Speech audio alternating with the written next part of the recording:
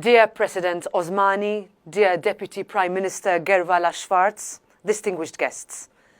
When women, peace and security are being attacked at the heart of Europe, it is a matter of utmost urgency that we, leaders, experts and academics alike, should come together to discuss the challenges presently posed to the United Nations WPS agenda. President Osmani, Deputy Prime Minister, let me thank you and the Republic of Kosovo for organising this important forum, allowing us to develop strategies to uphold sustainable peace. In the year 2000, when the UN Women, Peace and Security Agenda was established, we thought things could only get better, that women's rights would improve, that peace was a given. We have made progress, but the world is changing. Armed conflicts continue.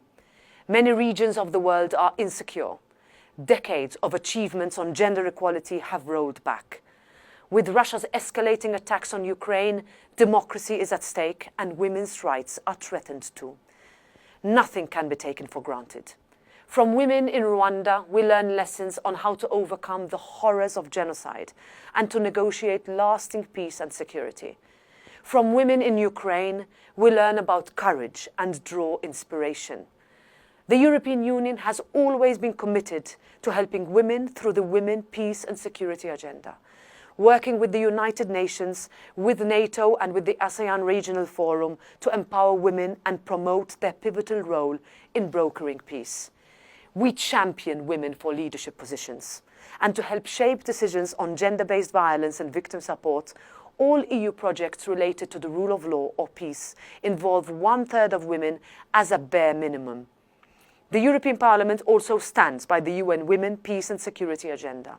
We have called for the inclusion of more women and the inclusion of a gender perspective in the foreign and security policies of all EU member states, while staff of EU diplomatic posts should follow mandatory training on gender equality.